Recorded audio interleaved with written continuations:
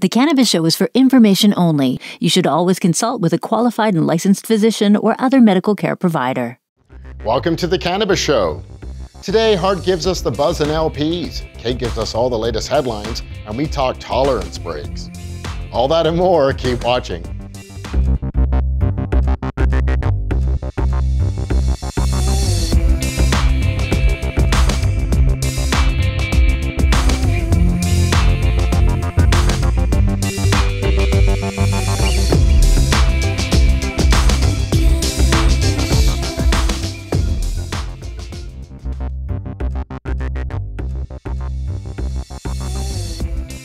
With legalization comes lineups, online and at dispensaries. For instance, enough people lined up at Nova Cannabis to earn the company $1.3 million from 5 Alberta stores in the first 5 days of legalization.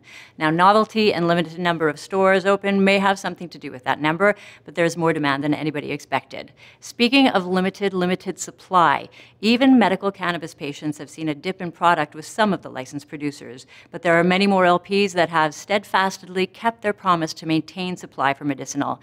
And those in the know tell us that 28 out of 36 LPs have the same or better supply for medical patients than pre-legalization. Some medical patients whose supply has been affected have split their allotment between producers or switched altogether.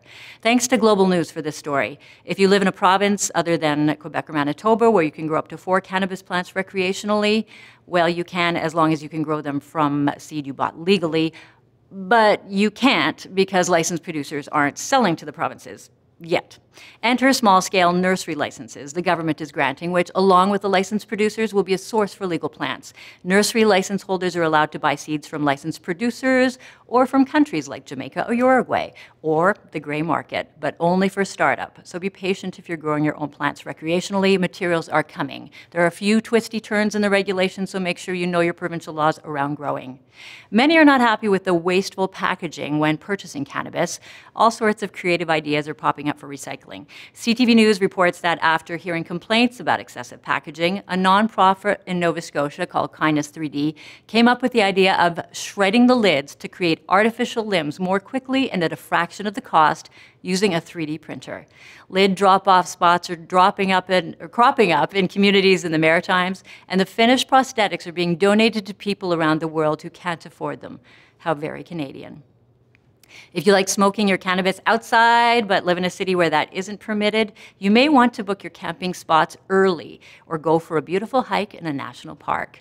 Parks Canada says campers will be allowed to smoke cannabis at registered campsites in national parks across Canada. And if you just want to plan a day hike, you can pack your cannabis and your lunch for the provincial hiking trails in many provinces, including Alberta, BC, Ontario, and Quebec. Happy trails to you. That's News Hits.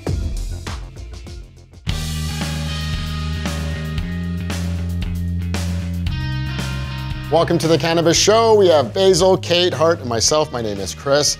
And yeah, some nice big news topics there. Parks Canada. Well, duh. I mean, like, who doesn't they do cannabis when you're camping? But at least they're coming around though, right? Yeah, and it's nice to be relaxed around the campfire, knowing that they're not going to come up with, with their dogs. With their flashlights. Yeah, in your face. Yeah, completely legal. And I love that you can go on hiking trails too with it, because that's what relaxing is all about. Yeah. Just make sure you leave no trace, right? Like if you're going to smoke a joint, take that stuff out of the pathway. Yeah, those roaches. Definitely don't throw a roach, man. I love it. Yeah, exactly. Because I mean, in Calgary, that smoky August, I'm sure it wasn't from pot smokers, but still, you always got to be really careful with that, for sure. My bad on this. Well, since it's been legal, I've been like, get out there and grow because you can now. Of course, not in certain provinces, I don't think you can, but in Alberta you can, but you can't unless you have seeds. That's the big catch-22, right? Jeez, when's that going to happen? I mean, I'm sure seeds aren't hard to come by, It's another round of, sorry, go ahead. I was just going to say legal seeds are. Yeah. It's another round of Health Canada having to regulate more of the smaller growers so that you can access them because the licensed producers are not.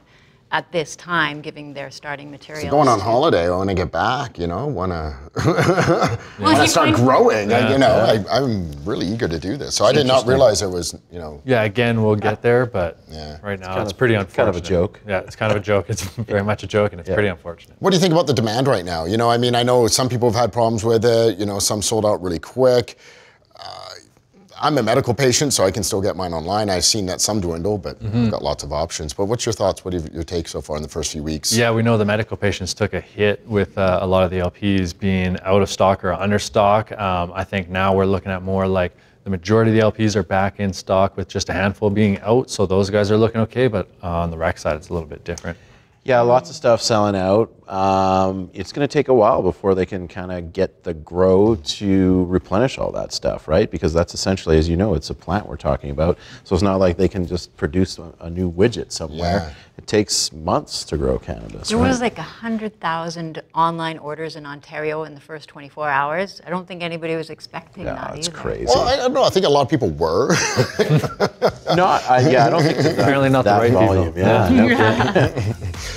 Coming up, you're going to stay right here. We are going to check in with Kate, with Medicate. We're going to talk about tolerance breaks, but coming up in just a sec, got some LP buzz.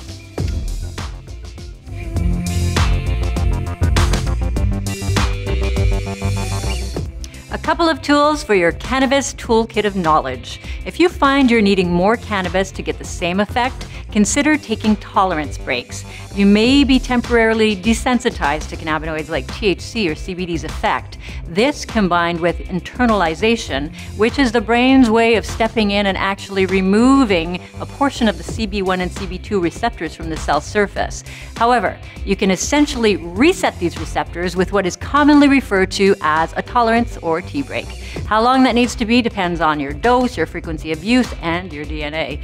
Try a simple 48-hour tea break and see if that helps. And if you're using cannabis for pain or sleep, for instance, try to avoid desensitization and internalization by using the minimum effective amounts several times a day, what we call microdosing, and by clever cannabinoid cycling, rotating your favorite strains, levels of THC and CBD, and ingestion methods.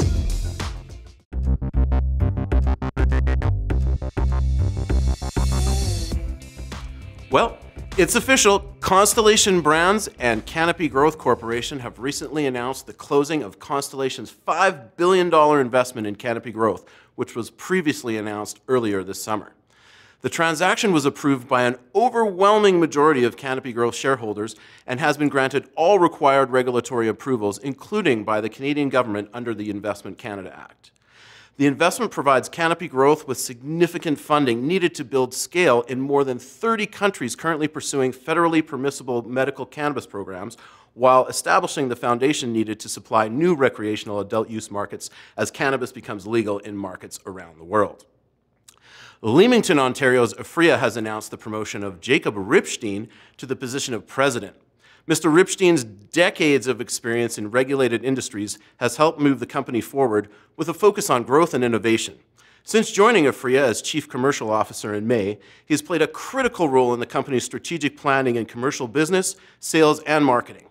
Ripstein will continue to report to CEO Vic Neufeld.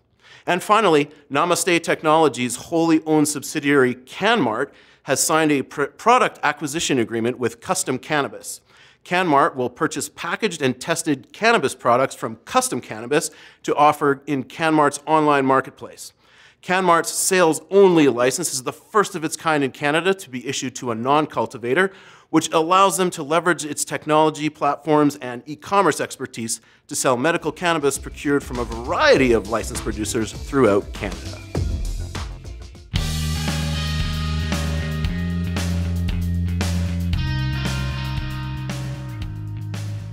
Welcome back, and you know, the whole tolerance thing, the tolerance breaks, it always made sense. I haven't done it in a long, I can't even remember the last time I did it, but it's almost like I don't want to. It's almost like I like having as much THC as possible so I can keep up with the big boys. That's one approach for At sure. night, not driving, but you know, I can still seem to function though. Yeah, I think it's important to remember that we're all bio-individual, and you don't necessarily have to keep up with the big boys. And these guys have never made me feel bad for microdosing kind of thing. It's like everybody's choice. And I think by microdosing, you sometimes avoid having to take tolerance breaks. So if you're taking it for pain and, you know, sleep and stuff, you don't necessarily, you know, you don't want to take a couple days off.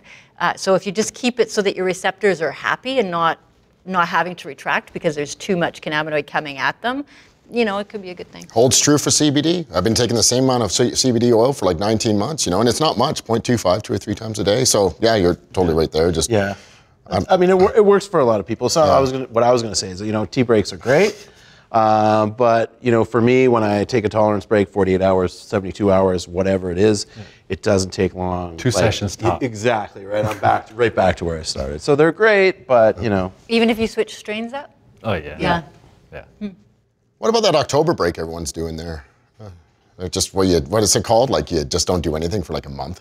That sounds nice. Maybe I we thought should it do was it. sugar.